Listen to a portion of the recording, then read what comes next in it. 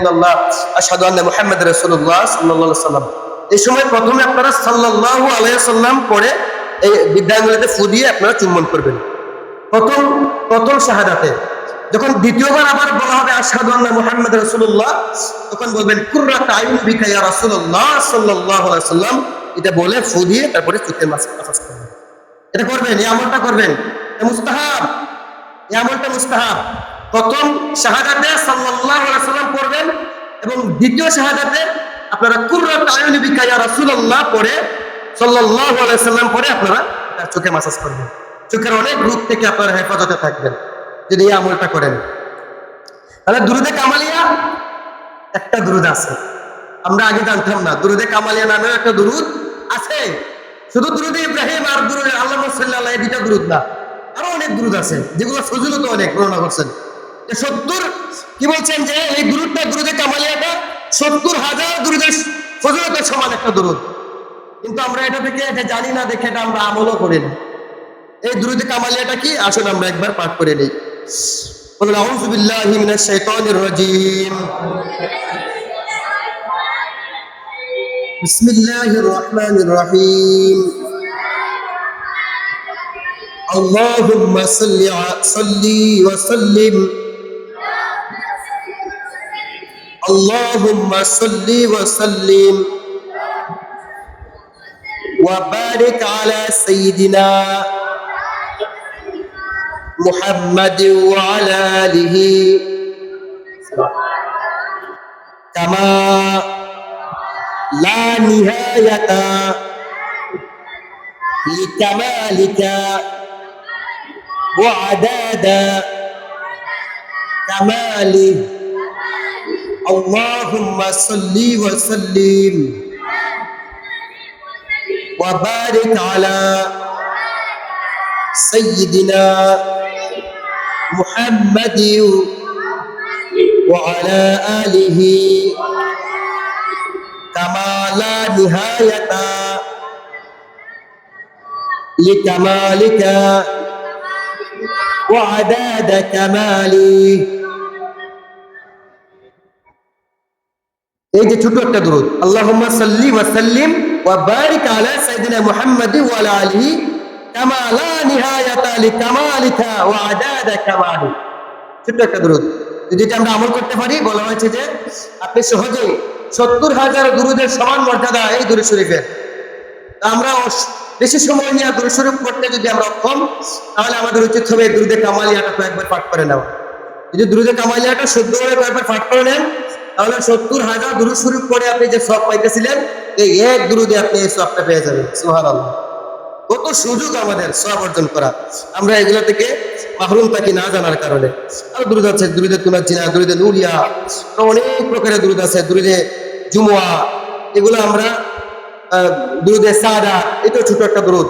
এই দুরূদে সাদার যে দুরূদটা শেখুদ দালায়েল সৈয়দ আলী বিন ইউসুফ মাদানী রাদিয়াল্লাহু তাআলা আনহু, হযরত জালালউদ্দিন সুয়ুতী রাদিয়াল্লাহু তাআলা আনহু বর্ণনা করেন, যে ব্যক্তি এই দুরূদ শরীফ একবার পড়বে সে 6 লক্ষ মর্তবা দুরূদ শরীফ পাঠ করার সওয়াব পাবে। সুবহানাল্লাহ। এই জন্য এই দুরূদ শরীফকে সালাত দুরূদ শরীফ বলা হয়ে থাকে। সালাত দুরূদ শরীফকে কি বলা হয়? সালাত। অন্য এক বর্ণনায় ইহা উল্লেখ আছে যে এই দুরূদ শরীফকে প্রতিদিন 1000 মর্তবা পাঠ করবে। জি ঠিক আছে, রহমত ভাই। অন্য এক বর্ণনায় ইহা উল্লেখ আছে যে এই দুরূদ শরীফকে প্রতিদিন 1000 বার মর্তবা পাঠ করবে, ইহকাল ও পরকালে সৌভাগ্যশালী হিসেবে পরিগণিত হবে। সুবহানাল্লাহ। যে ব্যক্তি প্রত্যেক দিন এই দুরূদ শরীফটা 1000 বার করে পাঠ করব, কোনটা? দুরূদে সাদাত। এটা যদি প্রতিদিন 1000 বার করে পাঠ করে, তাহলে আমার নবীজি বলেন, আউলিয়া কেরামগণ বলছেন তাদের কিতাবের মধ্যে, যে তারা ইহকাল ও পরকালে সৌভাগ্যশালী হিসেবে পরিগণিত হবে। সুবহানাল্লাহ। এই দুরূদটা আমরা শিখে নিব, প্রতিদিন 1000 বার করে পাঠ করব। এটা আপনি একটানা 1000 বার পাঠ করতে হবে এরকম না, দেখে দেবো ইনশাআল্লাহ। এটা প্রতিদিন আমরা পাঠ করবো। আমরা দোকানে বসে থাকি, আমরা বিভিন্ন ঝামেলার মধ্যে থাকি, এটা দেখাই দিতে হয়, সময় কাটাই। হ্যাঁ, ওই সময় আমরা এটা একটু একটু করে হিসাব রাখবেন। মানে একদিনের ভিতরে 1000 বার হইতো আর কি, একটা 1000 না।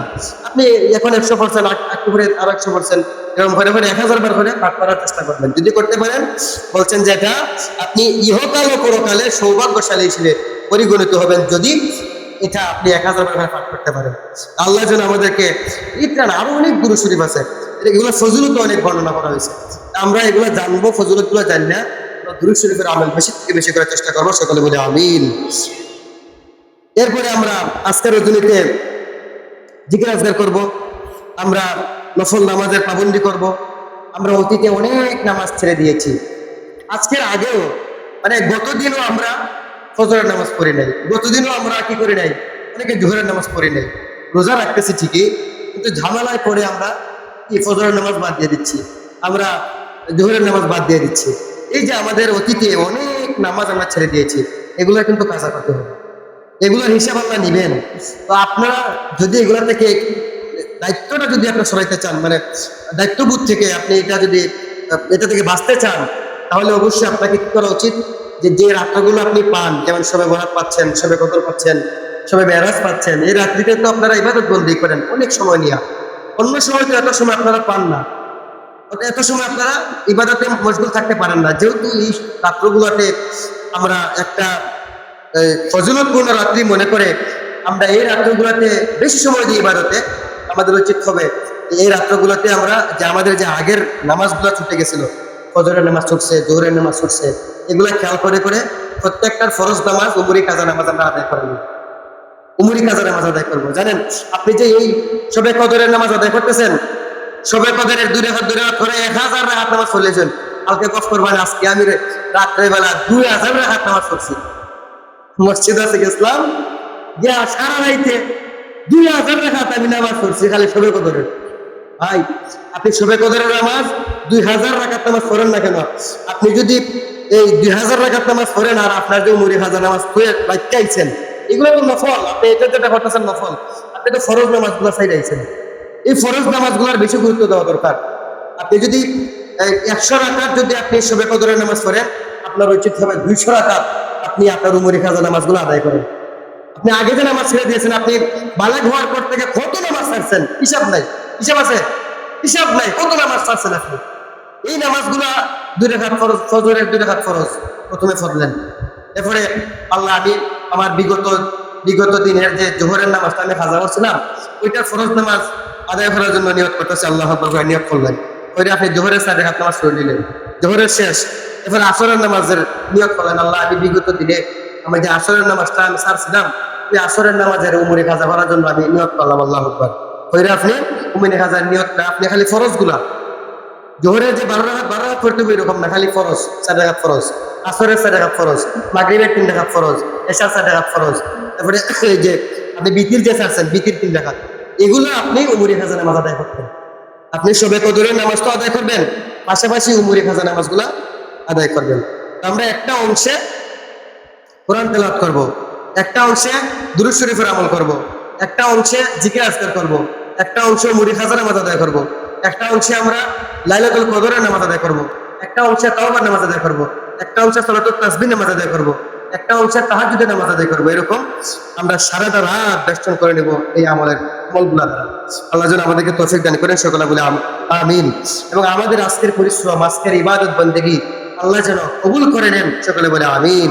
আমার মা বোনরা যারা শুনতেছেন, যারা শোনার পরে এগুলো আমল করবেন, তাদের আমলগুলো যেন আল্লাহ কবুল করে নেন, সকলে বলে আমিন।